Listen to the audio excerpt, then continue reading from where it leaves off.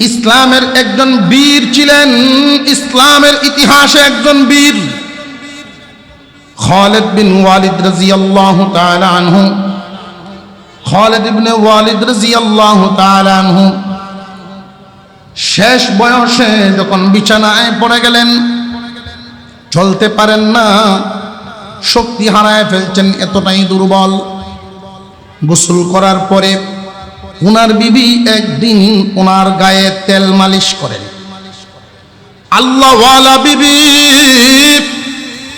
উনার গায়ে যত দাগ, যুদ্ধের ময়দানে তরবারির অনেক আঘাত, সারা শরীর চালুনের মতো হয়ে গেছে। এক একটা দাগের মধ্যে আঙুলটা এভাবে বুলান আর বলেন, স্বামী হে, এইটা বুঝি আল্লাহর রাস্তার দাগ, আল্লাহর জন্য এই দাগটা আপনার গায়ে লাগছে।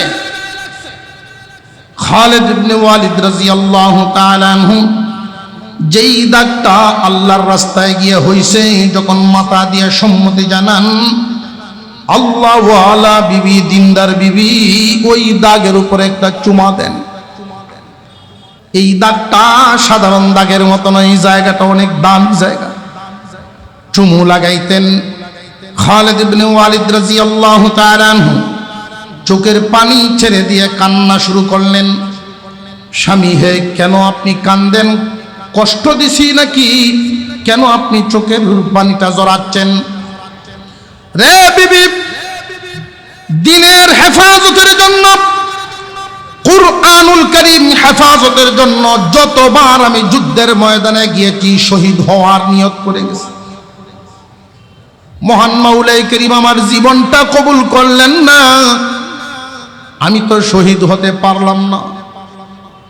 এমনি ওনার বিবি স্বামীকে সান্ত্বনা দেওয়ার জন্য একটা কথা বলতেছেন।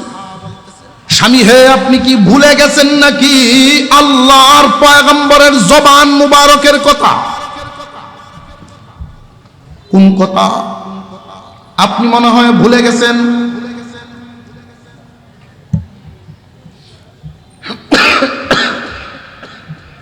আল্লাহর রাসূল যে বলছেন,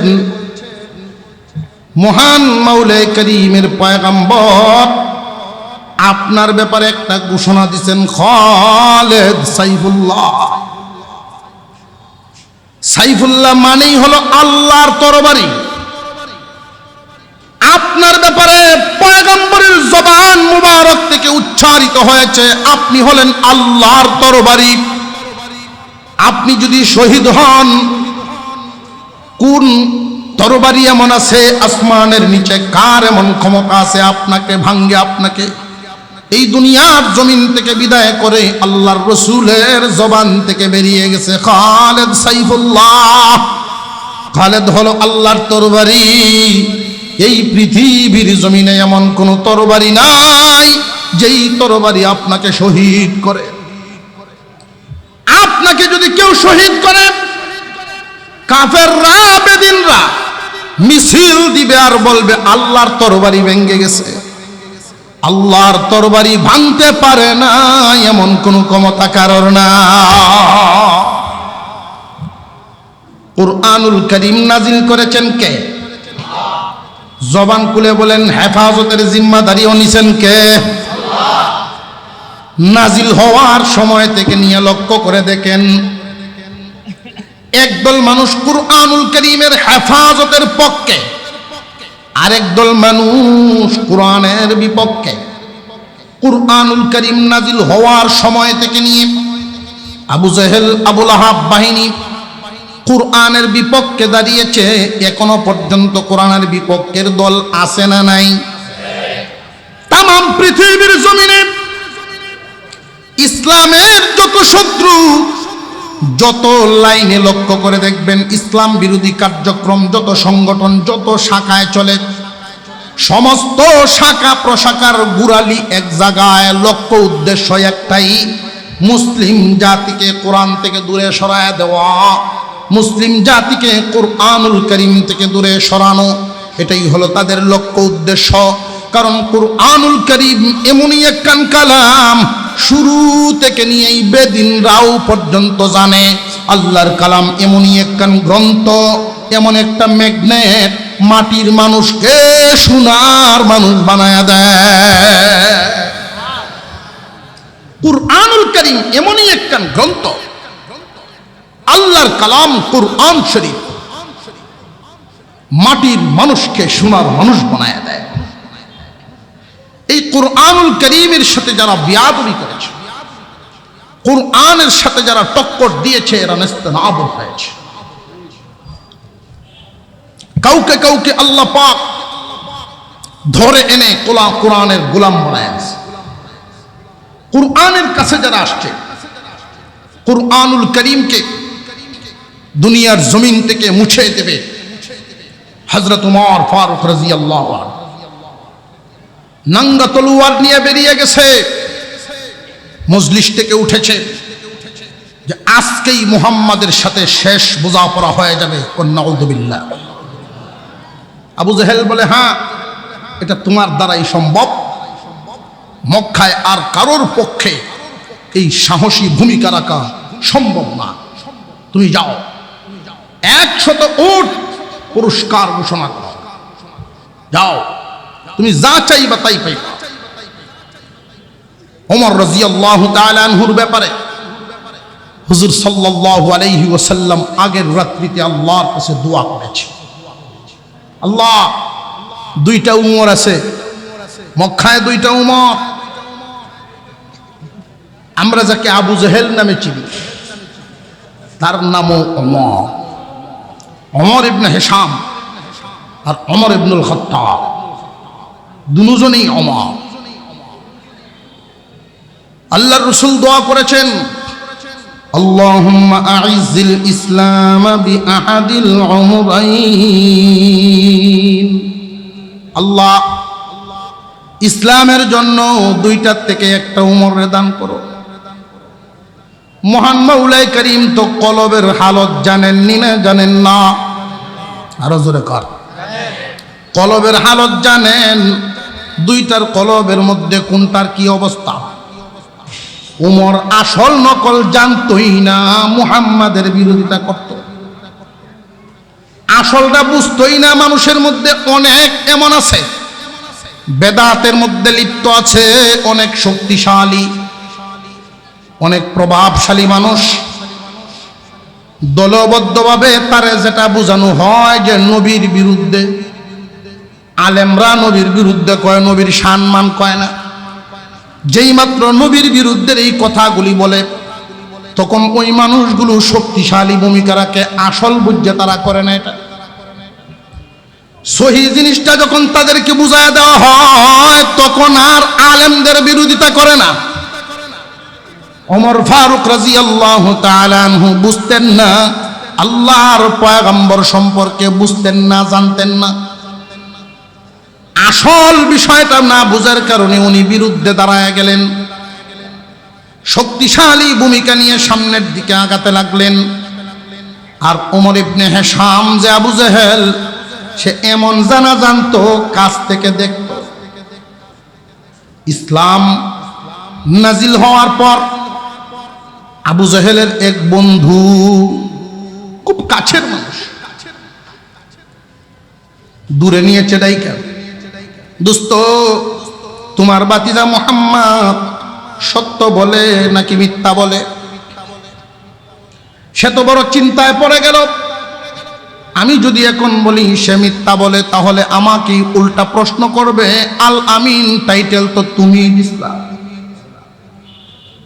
আর যদি বলি সত্য বলে, তাহলে আমার মুখের উপর প্রশ্ন করবে, বিরোধিতা করো কেন? বুদ্ধি করে জবাব দেয়, 40 বছরের আগে যা বলতো সত্য বলতো, 40-এর পরে যা কয় মিথ্যা কয়।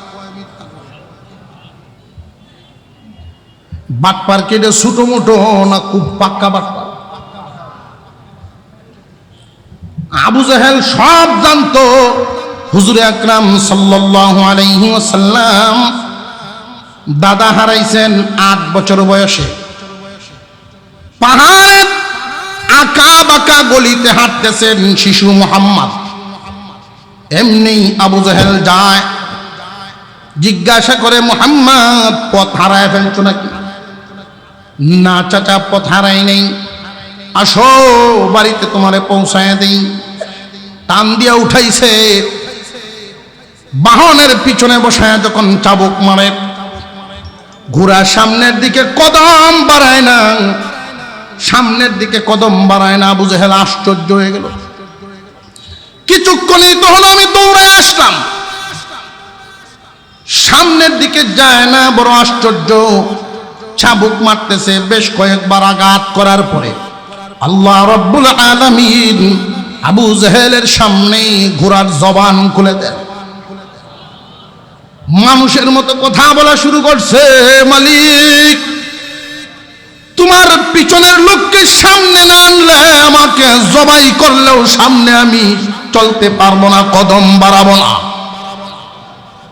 আবু জেহেল আশ্চর্য হয়ে গেল, যেই মাত্র মুহাম্মদকে সামনে আনা হয় এমন জোরে এমন স্পিডে দৌড় দেয়, লাগাম ধরে রাখতে পারে না, এত গতিবিধি তার বেড়ে গেল। ঘোড়া উল্টে পড়ে যাবে, এত জোরে দৌড়তে আমি কোনোদিন দেখি নাই। আবার ঘোড়ার জবান থেকে উচ্চারণ হয়ে গেল, মালিক জীবনে কল্পনা করি নাই, জীবনেও আমি ভাবি নাই এমন একজন মানুষ, এত দামি মানুষ আমার পিঠের উপরে সওয়ার হবে। আমি খুশিতে আত্মহারা হয়ে গেছি। গোষ্ঠীর কাছে গেছে, নামাইছে, ও আমার গোষ্ঠীর লোক, ভাতিজা মুহাম্মদকে এই শিশু দেখাশোনা ভালো করে করবা, এর ভবিষ্যৎ অনেক ভালো, তার দ্বারা আমাদের বংশের মুখ উজ্জ্বল হবে। বংশের মুখ উজ্জ্বল হইছে না হইছে না? আরো জোরে কর, হেডটা হইছে না, তার মুখ উজ্জ্বল হইছে না, সে বুঝছে ঠিক। আর এই ঘটনা, এটা এমন একটা ঘটনা, এটা কারোর কাছে বললে মানুষ বিশ্বাস তো করবেই না। আবু জেহেলটারও পাগল করে, নিজে তো বুঝছে, এত কিছু দেখার পরেও আল্লাহর রসুলের বিরোধিতা করছে। এই জন্য আল্লাহ পাক আবু জেহেলকে কবুল করেন নাই, ওমর ইবনুল খাত্তাবকে কবুল করেছে। আসছিল কোরআন মিঠাইবার জন্য, আল্লাহ পাক রব্বুল আলামিন কুরআনুল কারীমের গোলাম বানায়া দিয়েছেন। কেমন গোলাম? এই কোরআনের গোলামি করে ওমর কি ক্ষতিগ্রস্ত না লাভবান? জবান খুলে বলেন, ক্ষতিগ্রস্ত না লাভবান? কেমন লাভবান?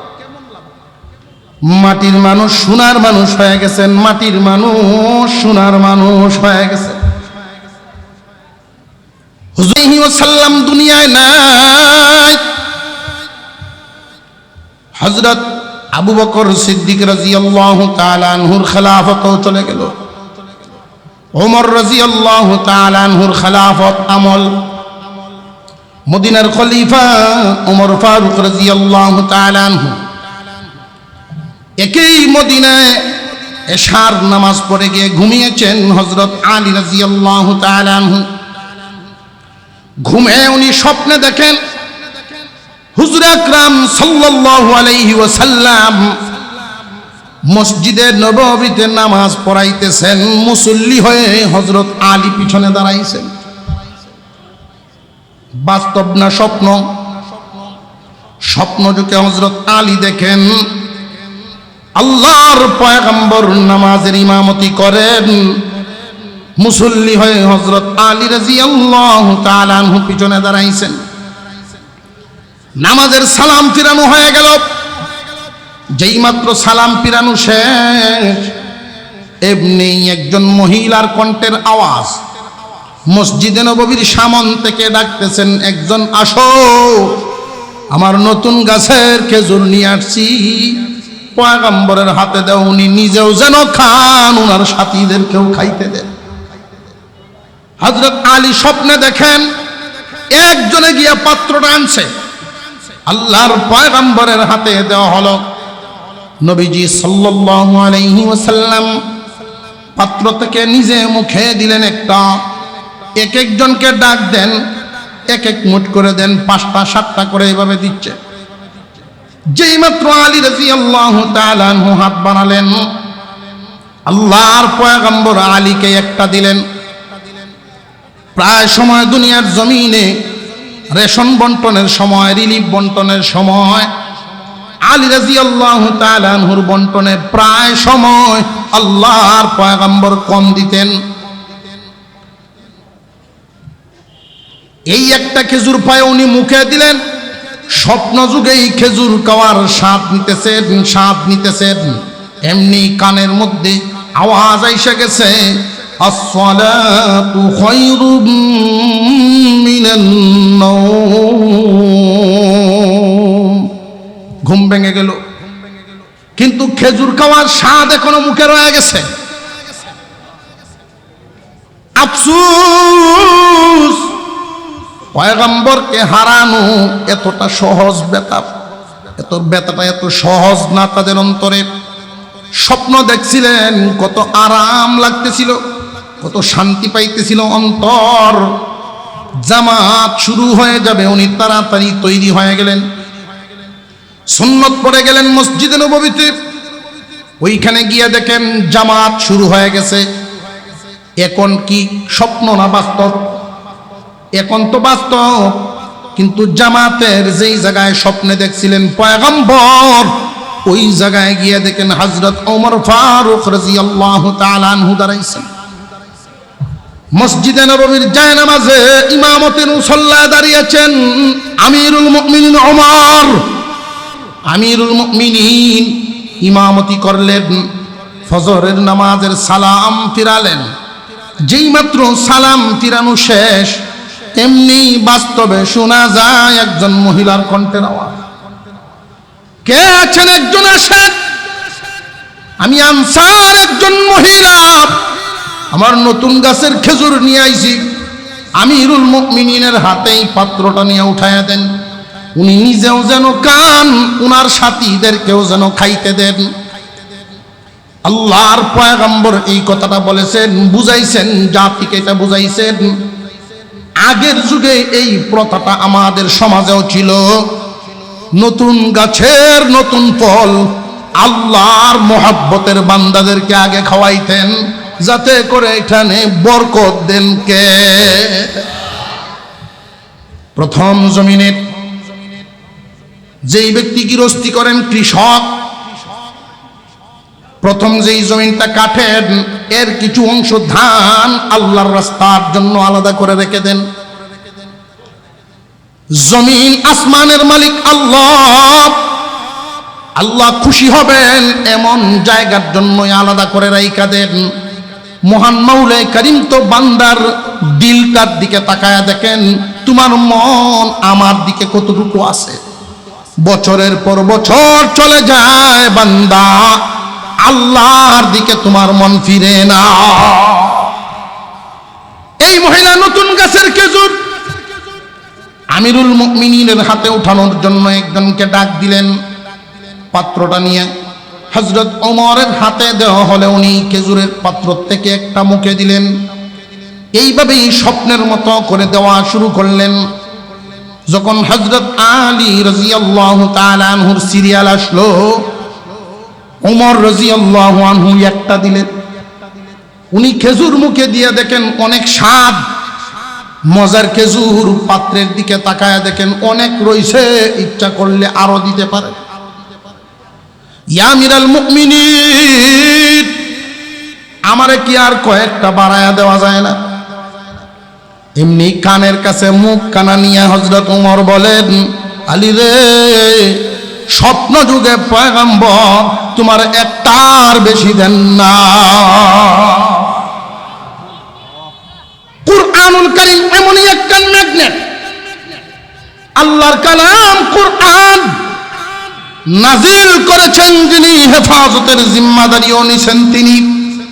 এই কুরআনুল কারীম আমাদের সামনে এখনো পর্যন্ত মহান মাওলা কারীমের এই নিয়ামত, যারাই কোরআনের কাছে থাকবে তারাই মাটির মানুষ, সোনার মানুষ হয়ে যাবে।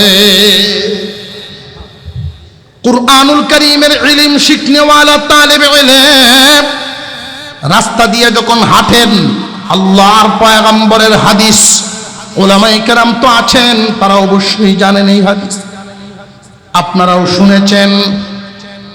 যারা তালেবে ইলম, আমরা যদিও দেখি কোরআন হেফাজতকারী যারা, আল্লাহ পাক রব্বুল আলামিনের ঘোষণা, কোরআন নাজিল করেছি আমি, হেফাজতের জিম্মাদারিও তো নিলাম আমি, কিন্তু কিয়ামত পর্যন্ত আমার একদল বান্দা বান্দি কুরআনুল কারীমের হেফাজতের মধ্যে যখন তারা লেগে যায়, আমি আল্লাহর কাজ তাদের কাঁধে উঠায়া নিল। দুনিয়াবাসী জেনে রাখো, ওরা আমার দলের লোক হয়ে গেল, কুরআনওয়ালা হয়ে গেছে এরা। ওই মানুষগুলোর হালত আল্লাহ এমন করে দেন, হুজুর সাল্লাল্লাহু আলাইহি ওয়াসাল্লাম এক হাদিসের মধ্যে ঘোষণা করেন, খায়রুকুম মান তাআল্লামাল কুরআন ওয়া আল্লামা। এই জমিনের মধ্যে তোমরা এক একজনকে সম্মানী বলতে পারো, তার সম্মান বেশি, তার সম্মান বেশি, অমুক ভালোবেসি, তমুক ভালোবেসি।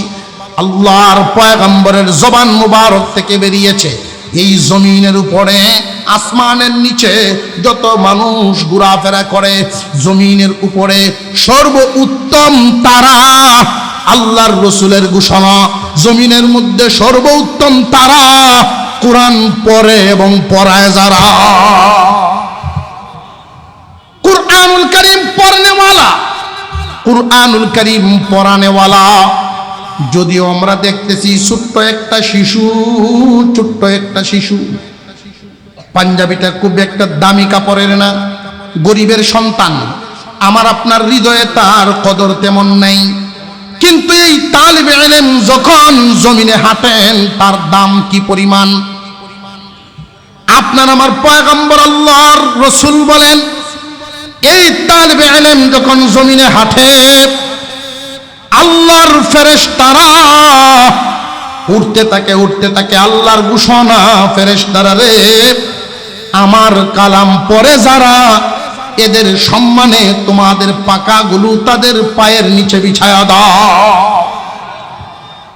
পায়ের নিচে বিছায়া দেওয়ার অর্থ কি বুঝতে পারছেন? পায়ের নিচে বিছায়া দেওয়ার অর্থটা বুঝেন। আল্লাহ তো এই কথাও বলতে পারতেন, মাথার উপর ছায়া দাও, পাকা দিয়ে মাথার উপর ছায়া দাও, এটাও তো বলতে পারতেন, না পারতেন না? আল্লাহর রাসূল বলেন, আল্লাহর ফেরেশতারা তালিবে ইলমের সম্মানার্থে, ইজ্জত রক্ষার্থে তাদের পায়ের নিচে ফেরেশতাদের পাখা বিছায়া দেন। ফেরেশতাদেরকে এটাও তো বলতে পারতেন, উপরে ছায়া দাও, উপরে ছায়ার কথা বলেন নাই, ফেরেশতাদের পাখাগুলো তালিবে ইলমের পায়ের নিচে বিছানোর কথা বলেছেন।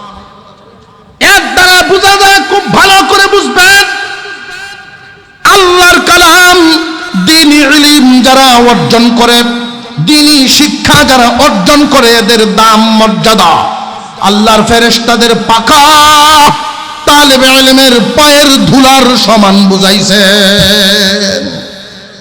ফেরেশতাদের পাখাগুলো, ফেরেশতাদের পাখা কোন জায়গায়? তালেবে ইলমের পায়ের ধুলা যেই জায়গায়, আল্লাহ পাক এদের মর্যাদা কত বাড়ায়া দেয়। এজন্যই রসুল বলেন, আমার মায়ার উম্মত, ও আমার মায়ার উম্মত, শুনো, চার দলের বাইরে যাইবা না, সাবধান সাবধান।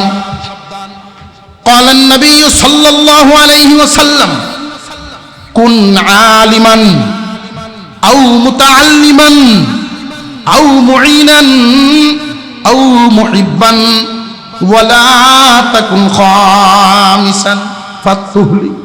ধ্বংস হয়ে যাইবা, 5 নম্বরে যাইও না, 4-এর ভিতরে থাকবা। 4-এর ভিতর পর্যন্ত হলো বাউন্ডারি, 4 নাম্বারটা হলো বাউন্ডারি বা 4 বাউন্ডারি।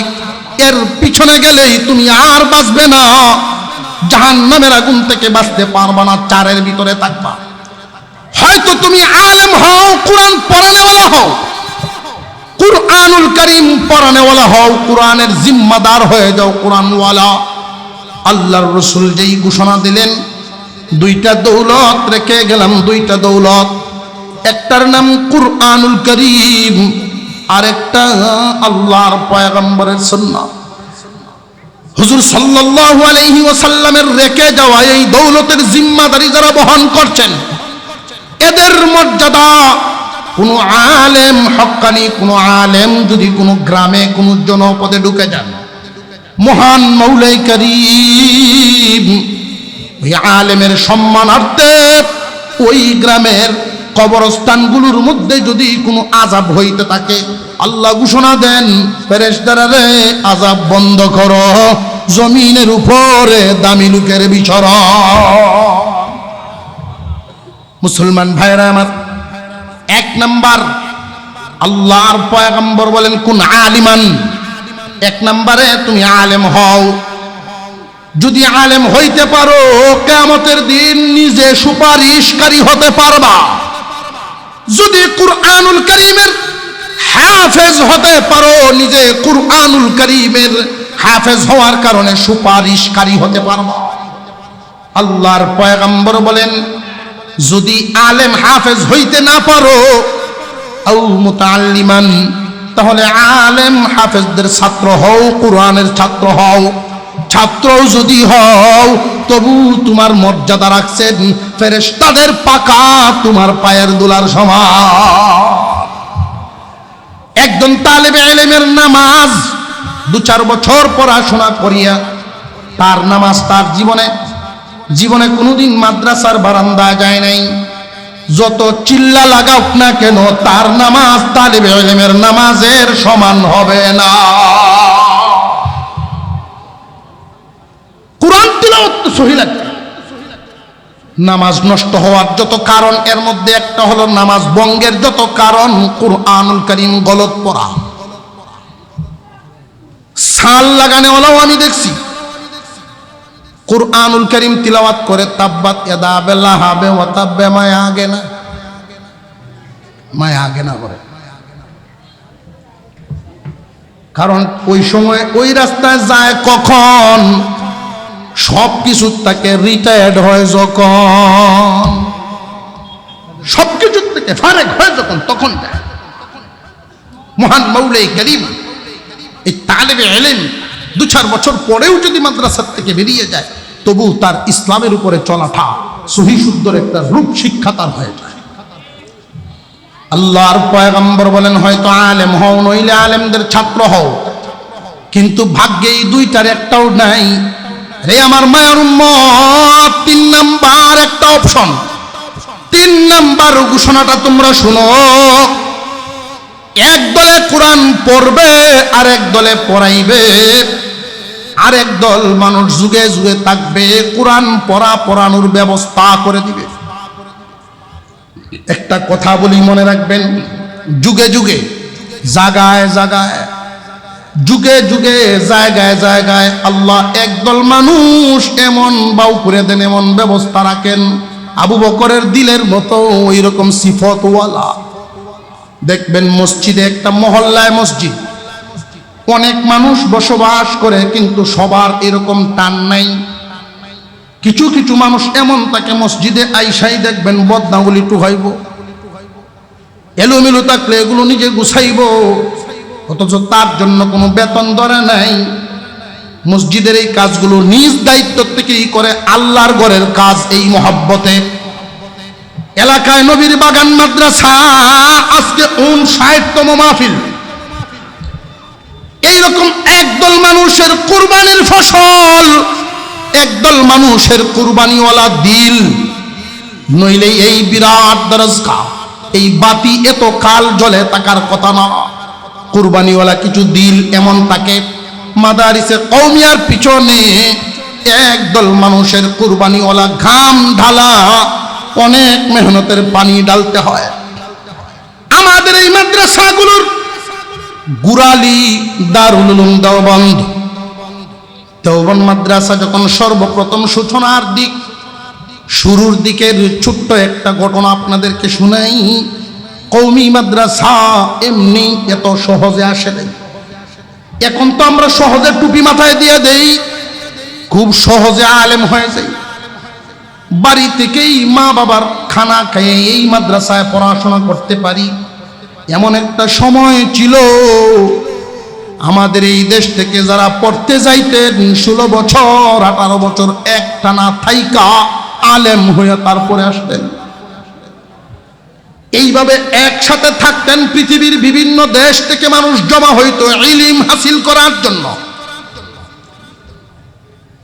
বোর্ডিং এর খানার ব্যবস্থা যা ছিল মোটামুটি শেষ হয়ে গেছে। খবর গেছে হুজুরের কাছে, বড় হুজুরের নাম আপনারা সকলেই জানেন, কাসেম নানুতুবি রহমাতুল্লাহি আলাইহি। তখনকার যুগ শ্রেষ্ঠ আলেম, যুগ শ্রেষ্ঠ বুজুর্গ, আল্লাহর ওলি, যাকে স্বপ্ন যুগে আপনার আমার পয়গম্বর লাঠি দিয়া দাগ দিয়া, লাঠি মুবারক দিয়া দাগ দিয়া দিছেন, এর ভিতরে মাদ্রাসা করো। নূরের চিহ্নটা উনি ঘুম থেকে উঠেই পাইছেন। এই মনীষী, বিরাট বড় মনীষী, খবর উল্টায় পাঠাইছেন, যাও তালেবে ইলমদেরকে আর উস্তাদগণকে গিয়ে বলো তাহাজ্জুদের নামাজ পড়ে পড়ে সালাতুল হাজত পড়ে দোয়া করতে। কারণ এই সমস্ত মাদ্রাসার বাজেট মূলত হয় আল্লাহর কাছ থেকে। জমিনে এগুলোর ফসল নয়, জমিনে কোনো একক ব্যক্তির মাধ্যমে, একক কোনো পয়সাওয়ালার মাধ্যমে এই মাদ্রাসাগুলো চলতে পারে না। এজন্যই তো এগুলো মাদ্রাসা, এগুলোর নামই হলো কওমি। কওমি হলো জাতীয়। সকল কওম, মুসলিম কওম মিলে সকলের সহযোগিতায়, সকলের আন্তরিক প্রচেষ্টায় চলবে এই মাদ্রাসা। কাসেম নানুতুবি রহমাতুল্লাহি আলাইহি ছাত্র ওস্তাদগণকে জানাইলেন, তোমরা তাহাজ্জুদ সালাতুল হাজত করে দোয়া করতে থাকো। উনি কার কাছে আর চাইবেন? নিজের যা ছিল দিলেন, আর দেওয়ার মতো কিছুই নেই। 3 দিন পরে কাসেম নানুতুবি খবর নিলেন মাদ্রাসায় কোনো খানার ব্যবস্থা হয় নাই, চুলায় বোর্ডিং এ আগুন বন্ধ। উনি গেলেন কোন ছাত্রর কাছে আগের থেকে শুকনা খাবার যা ছিল অল্প অল্প খেয়ে খেয়ে তারা সময় পার করে। বাড়িঘর তো এক একজনের এক এক দেশে, কোথায় যাবে তারা? কাসেম নানুতুবি মাদ্রাসার মুহতামিম জিম্মাদার। জেনে রাখবেন, ঈদ যখন আসে, ব্রাহ্মণবাড়িয়ার বড় হুজুর রহমাতুল্লাহি আলাইহির মুখের কথা, যখন ঈদ আসে তখন যিনি দায়িত্বশীল থাকেন উনার শরীরে জ্বর আসে। প্রত্যেক শিক্ষক বাড়িতে যাবেন, কি দিয়ে দিব? দুনিয়ার যদি অন্যান্য কাজ কাম করত, বিবি বাচ্চার সব চাহিদা পূরণ করত, কিন্তু বছরের পর বছর, মাসের পর মাস বেতন বাকি পড়ে থাকে। কাসেম নানুতুবি রহমাতুল্লাহ আলাইহি গেলেন, গেইটের সামন থেকে একটা দৃশ্য দেখে উনি আর টিকে থাকতে পারেন নাই। যাদের কাছে খানা ছিল তারা খানা খাইতেছেন, শুকনা খাবার, কেউ বিস্কুট, তৎকালীন সময়ের কেউ চিরা ভাজা। কিন্তু একটা তালেবে ইলম, তার কাছে কিছুই নাই, গরিব, গাছের পাতা টেনে টেনে ছিঁড়ে ছিঁড়ে চিবাইতেছে, গাছের পাতা ছাবায় রস খাইতেছে। দেইকা কাসেম নানুতুবি গেট থেকে ঘুরে চলে আসলেন। আল্লাহ,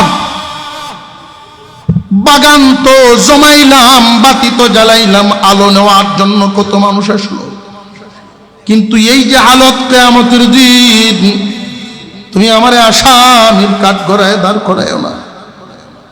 উনি বেরিয়ে গেলেন, মনে মনে সিদ্ধান্ত নিলেন, পরের কাজ কাম করে হলেও, কিছু একটা কাজ কাম করে হলেও কিছু টাকা রোজগার করে অন্তত এক বেলা খাবারের ব্যবস্থা করে নিয়ে তারপরে ফিরব। কাসেম নানুতুবি রহমাতুল্লাহ আলাইহি চলতেছেন আর ভাবতেছেন, এলাকায় আমারে সবাই চিনে, ওরা তো কাজ দিবে না, এত বড় হুজুর, কে কাজ দিবে? কাজ তো দিবে না।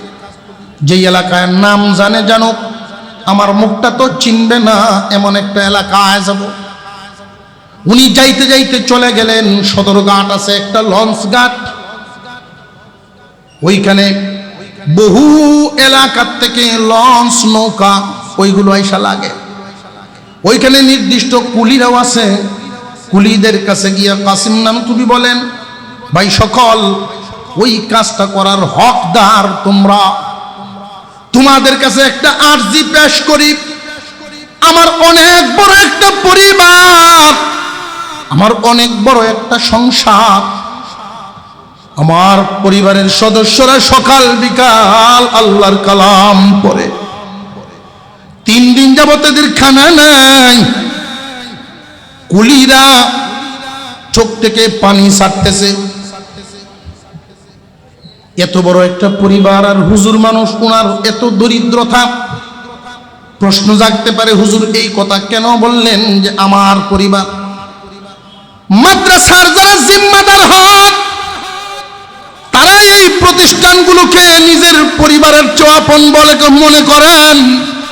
লক্ষ্য করে দেখবেন, ওই যে 7 বছর বয়সের সময় ঘর থেকে বেরিয়েছে, একটা সময় গেল পড়াশোনা করতে করতে, যতটুকুন সময় মাদ্রাসায় দেয় এর 3 ভাগের 1 ভাগও পরিবারে আর দেওয়া হয় না। এরপরে যখন মাদ্রাসার শিক্ষকতায় ঢুকে যান, এই যে জীবন চলা শুরু হইল, মাসে 3 দিন পরিবারে পায়, 27 দিন মাদ্রাসায় দিতে হয়। সারাটা জিন্দেগি কাটায় দেন নবীর বাগানে, লাশ হয়ে বের হয়। আমার পরিবার বলছেন, তাদের মনটা নরম হয়ে গেছে। তারা ঘোষণা দিলেন, আমরা কাজ করব না। এখন যেই নৌকা লঞ্চ যেই আসুক না কেন, যা আসে আপনি নামাবেন, বিনিময়ে যা পয়সা পাবেন আপনি নিয়ে যাবেন। অপেক্ষা করতেছেন কাসিম নানতুবি, নাম জানে সারা দেশের মানুষ, ভারতবর্ষের মানুষ। তখনকার সময়ের দেশ বিখ্যাত আলেম, বিখ্যাত বুজুর্গ, কিন্তু চেহারা তো তখনকার সময় ইউটিউব মিডিয়ার যুগ না, চিনে না। উনি দাঁড়ায় রয়েছেন, কিছুক্ষণ পরে দেখা যায় 2 তলা বিশিষ্ট একটা লঞ্চ আইসা ঘাটে লাগতেছে। আশ্চর্যের ব্যাপার হলো, লঞ্চে কোনো মানুষ নাই, ছাদে একজন মানুষ বসা। উনি আইসা লাগাইছেন, ডাকতেছেন, কুলিরা একজন আসো, আমার 2টা লাগেজ আছে, এই লাগেজ 2টা নামায়া দাও। উনি আগায় গেলেন, দিন আপনি আমাকে একটু ভর করে উঠায় দিন। 2টা লাগেজ উপরে উঠাইলেন, বিনিময়ে 10-20টা টাকা দিলেন। এবার ওই লাগেজের মালিক বলেন, যদি কেউ এমন থাকো আমার গন্তব্যে পৌঁছায়া দিবা, তারে আমি 100 টাকা দিব। তখনকার সময় 100 টাকা দিয়ে 3 দিন বোর্ডিং চালানো যাবে। কাসিম নানতুবি বলেন, যত কষ্টই হোক এই কাজটা আমারে দেওয়া হোক, আমি রাজি। 2টা একসাথে উঠায় দেন। যে আপনি মুরব্বী মানুষ, 2টা একসাথে কেমনে নিবেন? যে আপনারা উঠায় দেন। কোন দিকে যাইতে হবে? রাস্তা যেদিকে দেখাইছেন কাসিম নানতুবি, ওই দিক থেকেই গেছেন। মানুষে চিনবে করে ওই দিক থেকেই গেছেন। মনে মনে ভাবতেছেন, ওই দিকে যদি যাই হয়তো লোকেরা আমাকে চিনে ফেলবে। আবার এই আয়াত কানা ওনার মনে হয়ে গেছে, এই আয়াত কানা ওনার স্মরণ হয়ে গেছে। ওয়ামিনান নাসি মান ইয়াশরি নাফসাহু ইবতিগা মারদাতিল্লাহ ওয়াল্লাহু রাউফুম বিল ইবাদ। মানুষের মধ্যে এমন কিছু মানুষ থাকবে যারা আল্লাহর সন্তুষ্টির জন্য সব বিলাইতে পারবে। আমি কাসিম নানতুবি আজকে যদি আল্লাহর সন্তুষ্টির জন্য আমার এতটুকুন সম্মান বিলাইতে না পারি, ওই কাতারের নামটা আমি কেমনে লেখাবো? উনি 2 লাগেজ মাথায় উঠায় নিয়ে পিছনে পিছনে চলতেছেন। লাগেজের মালিক আশ্চর্য, এই বয়সের একটা মানুষ 2 লাগেজ নিয়ে আমার পিছনে কেমনে আসতেছে। কিছু দূর সামনে আগাইয়া উনি ঘাড় ঘুরায় তাকাইলেন। ঘাড় ঘুরায় যখন তাকাইলেন, মহান আল্লাহর এক কুদরত দেখতে পেলেন। আয়াতের শেষাংশে আল্লাহর ঘোষণা, জমিনে যে সমস্ত মানুষ আল্লাহর সন্তুষ্টির জন্য সব বিলাইবার পারে, আল্লাহু রাউফুম বিল ইবাদ। ওগো নবী আপনি জানান আল্লাহ এদের জন্য দরদি হয়ে যান। কেমন দরদি হন? কাসিম নানতুবি মানসিক কুরবানি দিলেন। কে কি বলল এই লজ্জা আমি আর রাখবো না, আমার তালিবে ইলমদের খানার ব্যবস্থা করব। লাগেজ মাথায় উঠায় নিয়ে রওনা যখন দিয়া দিলেন, মালিকে গার ঘোড়ায় কিছুক্ষণ পরে তাকায়া দেখেন 2 লাগেজ উনার মাথায় নাই, মাথার উপর দিয়া আধা উপর দিয়া শূন্য বাইসা যায়।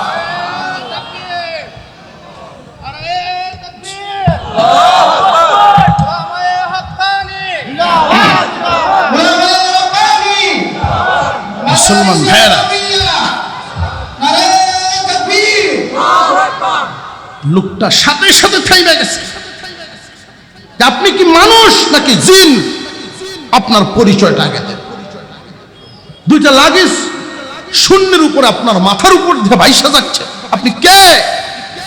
আপনি তো সাধারণ কোনো মানুষ না। চোখ থেকে পানি পড়া শুরু হয়েছে।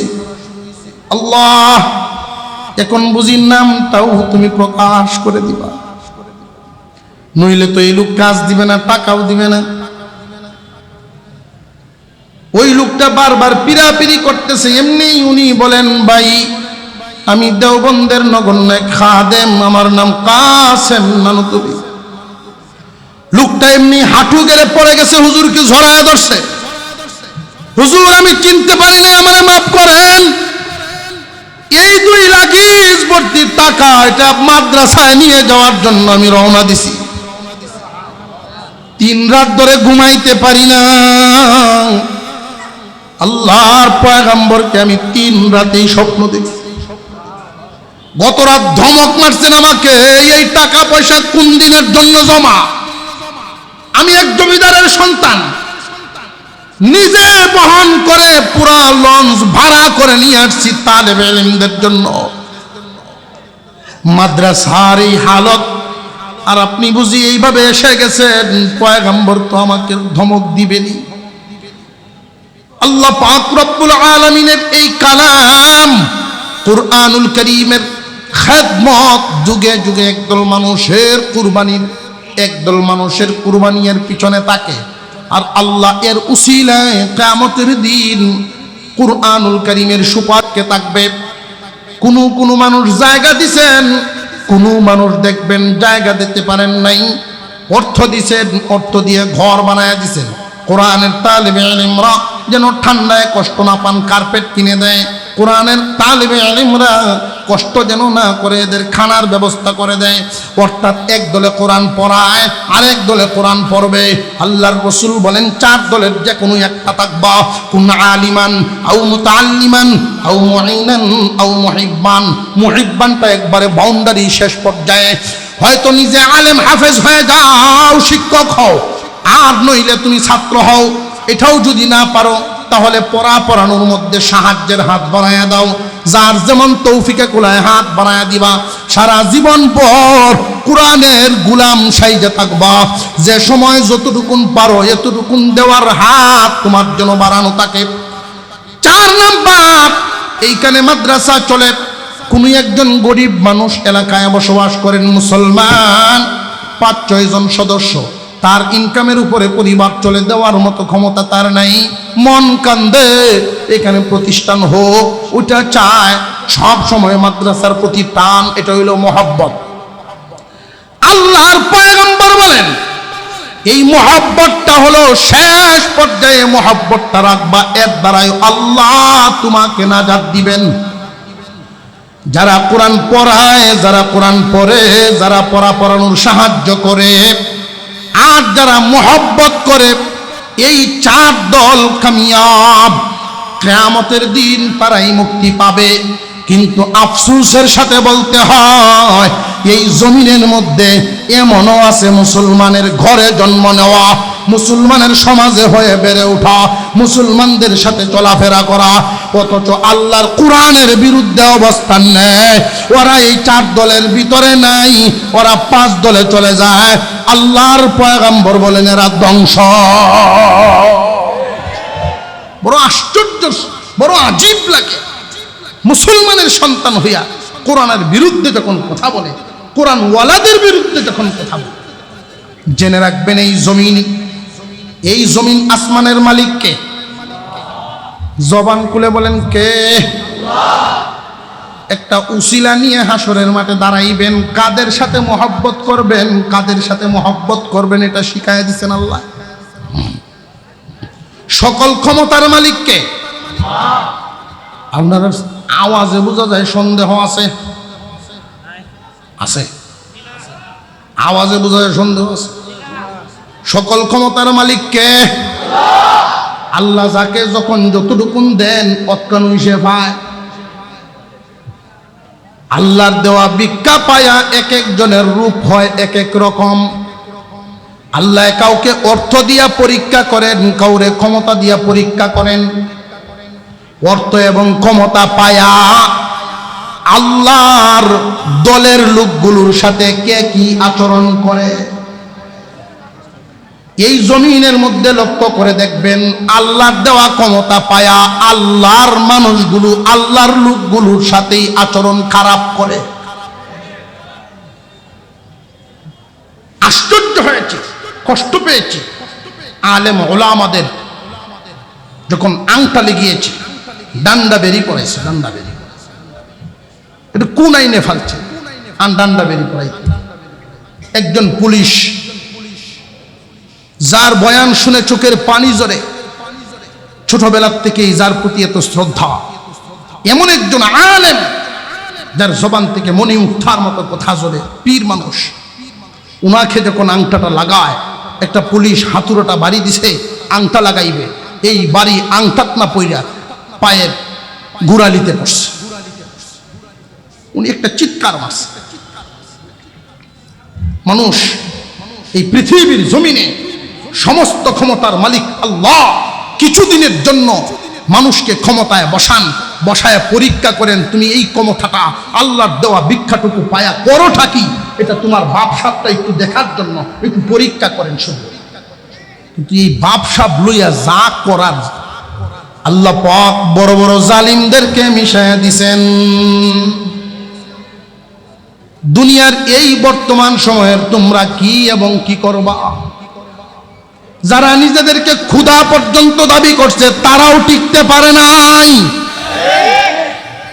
আনা রাব্বুকুমুল আ'লা বলছেনই না, বলছেন, টিকতে পারছেনি। বরং যার লাফালাফি যত বড়, যার বেয়াদবি হয় যত বড়, তার জন্য পানিশমেন্ট হয় তত বড়। সে বলছিল নিজে ক্ষুধা, এজন্য পানিতে চুবায়া চুবায়া মারছে। এই জমিনে আলেমদের সাথে বেয়াদবি করার কারণে এমন এক হালত হয়েছে। লক্ষ্য করে দেখেন, কোন জায়গা সরকারি বেসরকারি বিভিন্ন জায়গা এমন ভাবে দখল, আলেম ওলামারা মুখ ফুটে কথা বলার সুযোগ নাই। আর যারা এই রকম স্টেজ পর্যন্ত আইসা বাধা দিত, হক কথার বাধা দিত, আজকে তারা কোথায় গা ডাকা দিছে খুঁজে পর্যন্ত পাওয়া যায় না। ক্ষমতায় থাকাকালীন সময়ে তুমি যেইভাবে থাকবা, ক্ষমতা নাই সেইভাবে যেন থাকতে পারো, ওই চিন্তাটা রেখেই ক্ষমতার হালতটা পার করা। তাহলে তুমি কাউকে যদি জুলুম না করো, কাউকে যদি দৌড়ানি না দাও, তোমারও দৌড়তে হবে না। এই কথাগুলো বলার উদ্দেশ্য হলো সামনের দিনে যেন সবক হাসিল করা হয়। সামনের দিনেও যদি এমন দৃষ্টতা আলেম ওলামাদের সাথে, আল্লাহর মেহমানদের সাথে, কোরআনওয়ালা, কোরআন নাজিল করেছেন কে? আরো জোরে কোন? হেফাজতের জিম্মাদারি নিছেন কে? এই জমিনে কারোর ক্ষমতা নাই কোরআনের হরফ লড়াবে, কিন্তু আল্লাহ পাক কোরআন নাজিল হওয়ার সময় থেকে নিয়ে অদ্যবধি পর্যন্ত একদল মানুষ আল্লাহর কালামের হেফাজতের সাথে লাগছেন। আল্লাহর ঘোষণা, ওরা আল্লাহর দলের লোক। আল্লাহর দলের লোক, এদের সাথে যাদের আচরণ খারাপ হয়, ইতিহাস সাক্ষী কারোর অবস্থা ভালো হয় না। যিনি চির ক্ষমতাবান, যার ক্ষমতা কমে না, সেই দলের সাথে সম্পর্ক যাদের, এদের সাথে বিয়াদবি করবা না। ভবিষ্যৎ ইতিহাস থেকে শিক্ষা নিয়ে যেন ভবিষ্যৎ গড়া হয়। আর নইলে এক দলে পাইছে 45 মিনিট, আগামীতে 20 মিনিট সময় দেওয়া হবে না।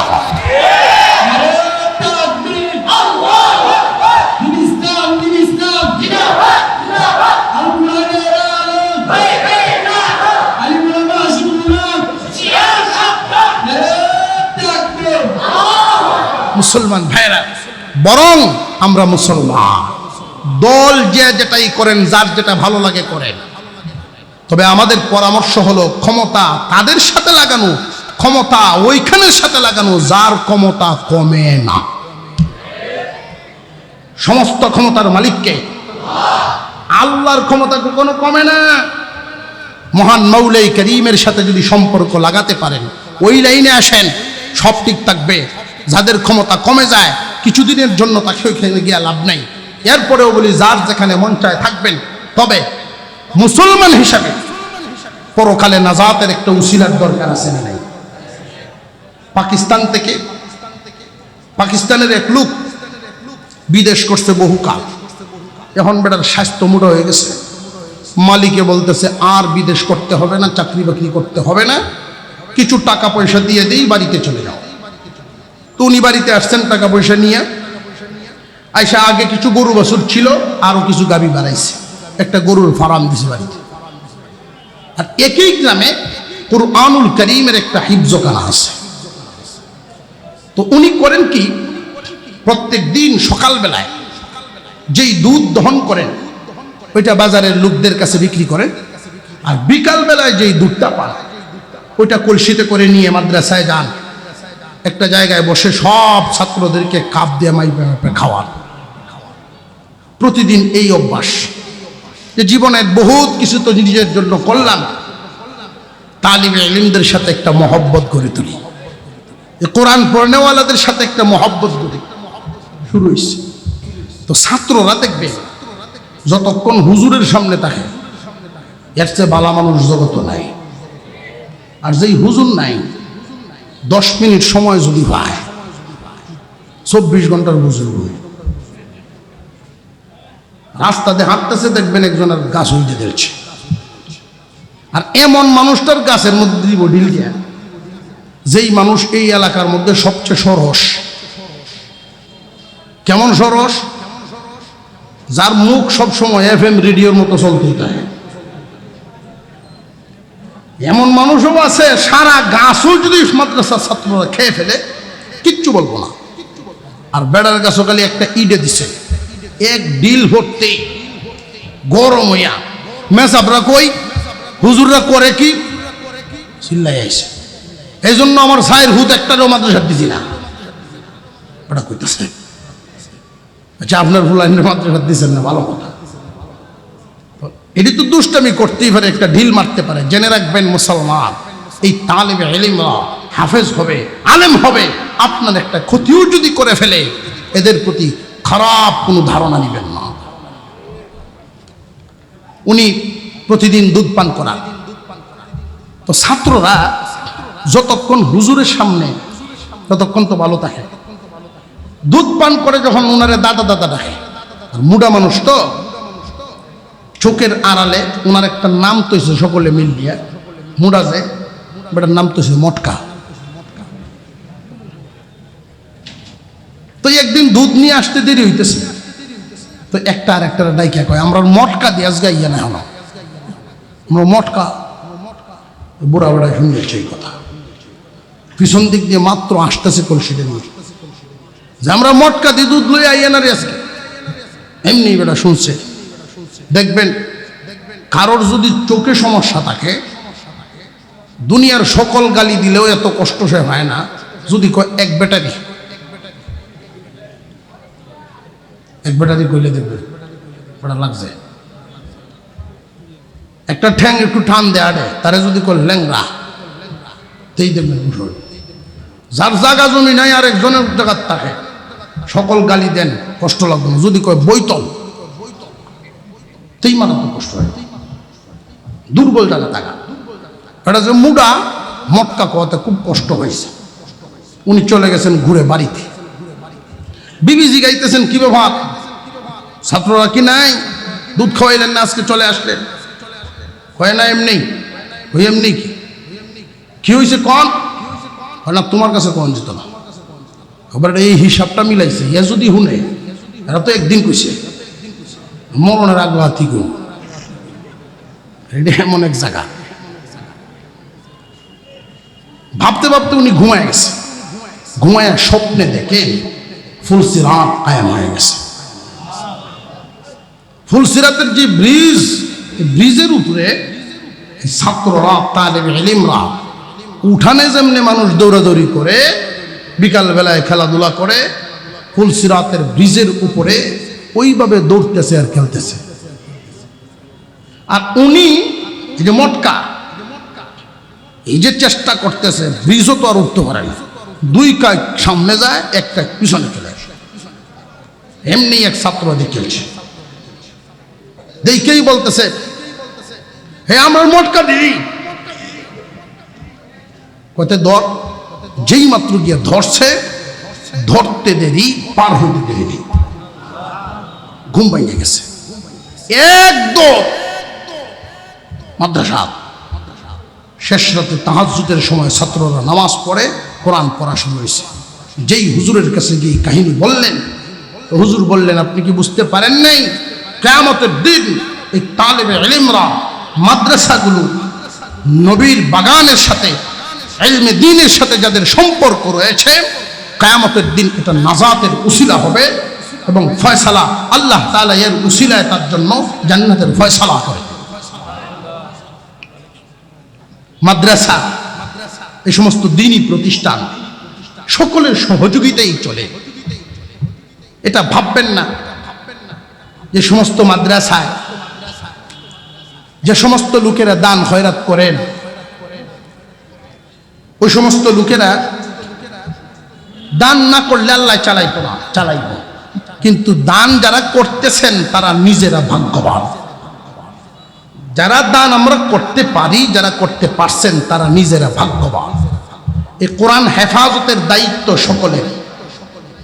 একদল মানুষ করতেছেন, এদেরকে সহযোগিতা করে আল্লাহ তাআলার কাছে এই জিম্মাদারিটা দেওয়া, আল্লাহ জিম্মাদারি আমি নিলাম, আমি নিজে পড়তে পারছি না, পড়াইতে পারছি না, আমি এতটুকুন করছি। এখানে তালেবে ইলমরা থাকে, পড়াশোনা করে, খাওয়া দাওয়া করে।